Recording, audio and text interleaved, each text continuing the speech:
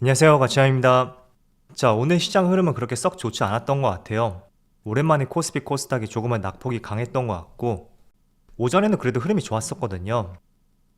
그렇지만 정오쯤 되었을 때 북한에서 서해상에 대규모 포병 사격을 했고, 이런 이슈 때문인지 시장이 조금은 힘을 잃었던 것 같아요.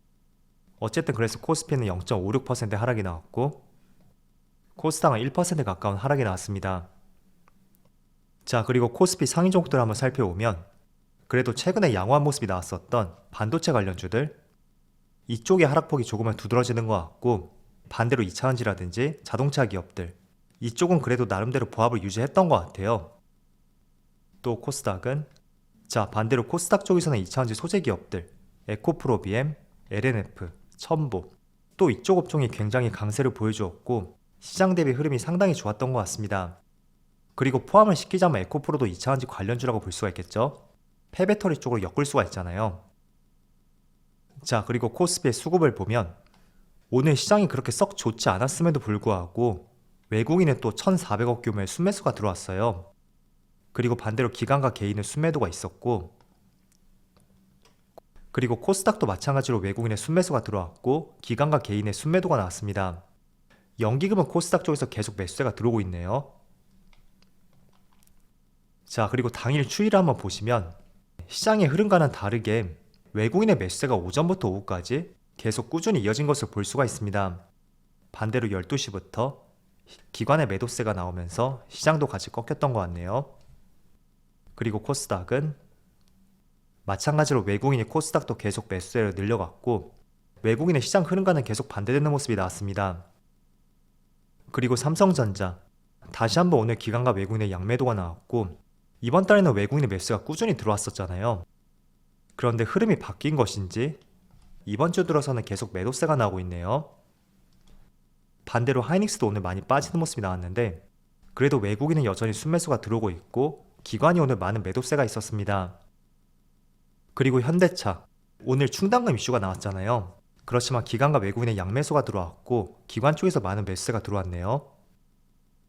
또 최근에 화재 이슈가 있었던 카카오, 그 때문에 외국인의 많은 순매도가 있었지만 오늘은 다시 외국인의 매수세가 들어왔고 반대로 기관 쪽에서는 많은 순매도가 있었습니다.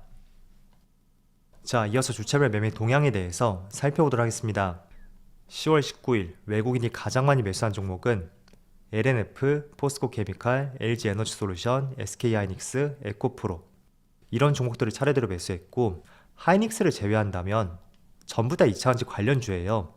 그리고 에코프로비엠도 포함시킨다면 매수 상위 종목 5개가 2차전지였죠. 이어서 기관은 현대차, 포스코홀딩스, SK이노베이션, 삼성 SDI, OCI 이런 종목들을 차례대로 매수했습니다. 자, 이어서 해외 증시를 보면 어제 미국 증시의 흐름이 그렇게 나쁘진 않았던 것 같아요. S&P 500에 1.1% 상승이 나왔었고 나스닥도 0.9% 상승이 나왔었죠. 그리고 다우지수도 1.1% 상승이 나오면서 모두 빨간불로 마무리가 되었어요.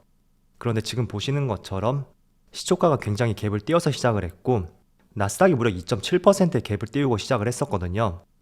그래서 그 갭 상승에 따른 차익 매물들, 이게 어제 조금은 나왔다고 생각이 되고 그래도 미장 기준으로 오후장이 되면서 조금은 다시 돌려 세우는 모습이 나왔었죠. 그래서 전날에도 보면 2.4%의 갭을 띄우고 출발했고 또 종가가 3.4%에서 마무리가 되었거든요. 그리고 다시 한번 갭을 2.7% 띄웠다는 것은 지수 자체가 이틀 만에 6%의 상승이 나왔다고 볼 수 있잖아요. 그래서 어제는 오전장에 단기적인 차익 매물이 나왔다고 생각이 되고 그리고 국내 증시도 조금은 마찬가지인 것 같아요. 자, 오늘 시장 흐름이 그렇게 썩 좋진 않거든요. 그렇지만 국내 시장도 일주일 사이에 지수가 약 2.5%, 그 정도 단기적인 상승이 나왔어요. 그렇다 보니 오늘은 조금은 차익 매물이 나오고 있다고 생각이 되고 오히려 이런 구간을 활용해서 요 며칠 사이에 낙폭이 컸었던 반대로 카카오 그룹주의 상승이 나오고 있고 또 하락장에서 조금은 강세 흐름이 나왔었던 반도체 관련주들, 그쪽은 조금은 쉬어가는 모습이 나오는 것 같습니다. 물론 이런 부분이 미국 시장에서도 반영이 되었어요. 지수 상승 대비 마이크론 테크놀로지의 상승이 조금은 아쉬웠다고 할 수 있고 어제하고 오늘도 반도체 관련주, 삼성전자와 SK하이닉스 이 두 종목의 흐름이 상당히 아쉬운 것 같아요. 자, 그리고 다른 아시아 증시도 한번 볼게요. 일본 니케이는 0.5% 상승이 나오고 있고 반대로 대만은 0.6% 하락이 나오고 있습니다. 그리고 상해 지수도 0.5% 하락이 나오고 있네요. 자, 그래서 일본 시장을 제외하면 오늘은 아시아 시장의 흐름이 그렇게 썩 좋지 않은 것 같다. 그렇게 정리를 해볼 수가 있겠고, 또 지금 제가 촬영하는 시점이 1시 40분 정도 되었거든요.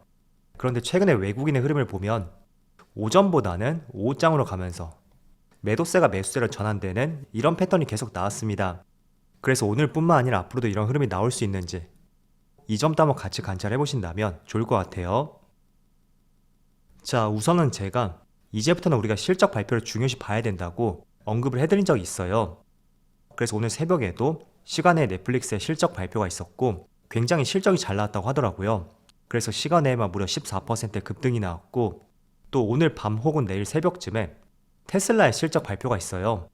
그래서 그 부분도 굉장히 중요하게 봐야 될 것 같고, 지금까지는 3분기 기업들의 실적을 보면 아직 발표하지 않은 기업이 훨씬 많지만 지금까지는 생각보다 양호하다는 것이 시장의 전반적인 의견인 것 같습니다.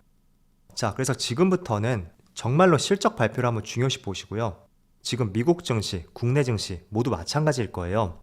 현재 위치가 3, 4분기 기업들의 실적, 그 부진한 실적을 토대로 주가가 형성이 되었다고 생각이 되고, 만약에 정말로 넷플릭스처럼 컨센을 상회하는 실적이 나온다면 그 어느 때보다도 주가의 반등이 나올 수 있는 하나의 타이밍이 될 수도 있습니다.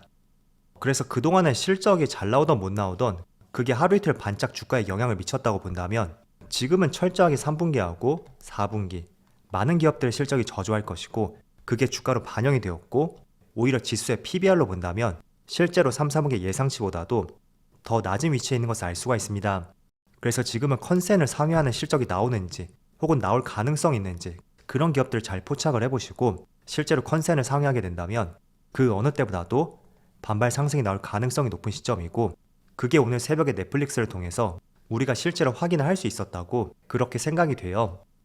자, 그래서 간략하게 넷플릭스에 대해서 말씀드리면, 이번에 예상했던 3분기의 가입자 수가 약 107만 명 정도? 그 정도로 시장에서는 예상을 했었거든요. 그런데 241만 명이 나오면서 2배 이상의 가입자 수를 가져왔고, 또 주당 순이익도 예상치는 2.13달러였습니다. 그런데 실제로는 3.1달러가 나오면서 50%를 상회했다고 볼 수 있어요. 그래서 오늘 밤에도 아마 갭상승으로 출발해서 굉장히 강세로 시작이 될 것 같고요. 그 2번 타자가 이제는 테슬라가 될 수 있겠죠.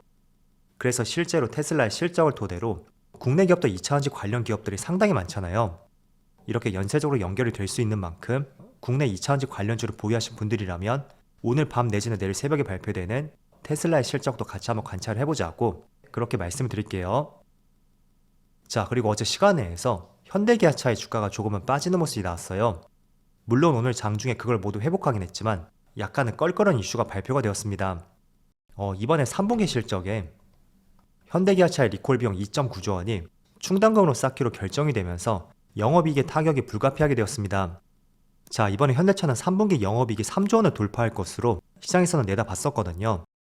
그렇지만 충당금 이슈가 나오면서 영업이익이 약 50% 급감한 1조 6천억, 그리고 기아차는 약 2조 3천억 원이 예상이 되었지만 오히려 1조 원을 밑돌 것으로 전망을 하고 있더라고요. 자, 그래서 비슷한 사례가 2년 전에도 있었어요. 그렇지만 주가의 흐름을 보면 오늘 시장이 그렇게 썩 좋지 않은데도 불구하고 현재 현대차는 양봉을 보여주고 있고, 기아도 마찬가지로 미약하지만 그래도 빨간불이 들어오고 있습니다. 자, 일단 2년 전의 이슈를 한번 보면 그때도 충당금 이슈가 나왔었고 이게 장기적으로 주가에 영향을 미치지는 않았었거든요. 그 당일과 그 주까지는 일정 부분 영향을 미쳤지만 이게 장기적으로 주가에 큰 영향으로 다가오진 않았습니다. 그래서 최근에 보조금 문제로 인해서 주가의 급락이 크게 나왔던 만큼 어느 정도는 이제 주가도 바닥권이라는 인식이 충분히 반영이 되었다고 생각이 되고요. 그래서 이제 오늘 갭 하락으로 출발했지만 그 갭을 다 메꾸면서 오히려 빨간불로 돌아서지 않았을까, 그렇게 볼 수 있는 것 같습니다. 자, 그래서 항상 어떤 재료가 나올 때 그 시점이 정말 중요한 것 같아요. 만약에 보조금 문제가 없었고 지금의 주가 위치가 여기였다고 가정을 해볼게요. 그럼 오늘 이슈가 조금은 크게 다가왔을 가능성이 있을 거예요. 그렇지만 선제적으로 보조금 문제로 통한 주가의 하락이 나온 위치였고, 여기서는 더 빠질 이슈가 있나? 그런 생각들이 주가에 반영이 되고 있다 볼 수 있고, 최근에 카카오도 그런 관점이 조금은 적용이 되는 것 같아요. 자, 카카오의 주가를 보면 작년 6월 그때부터 주가가 계속 빠졌었죠.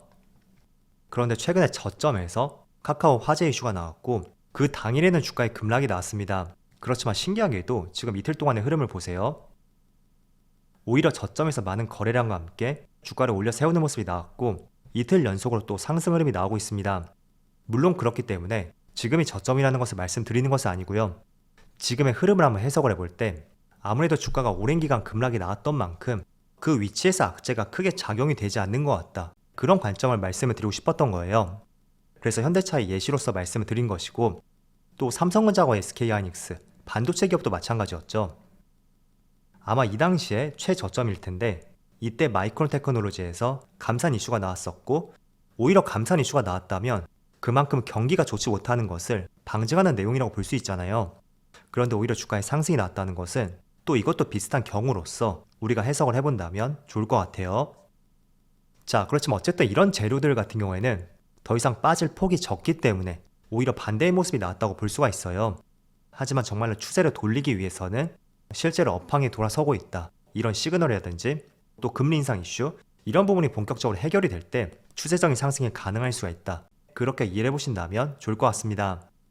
자, 오늘은 시장 흐름이 그렇게 썩 좋지는 않았던 것 같은데 그래도 지난 9월 말에 한 차례 저점을 형성하고 이중 바닥을 만든 뒤에 더 이상 주가가 빠지지 않고 있어요.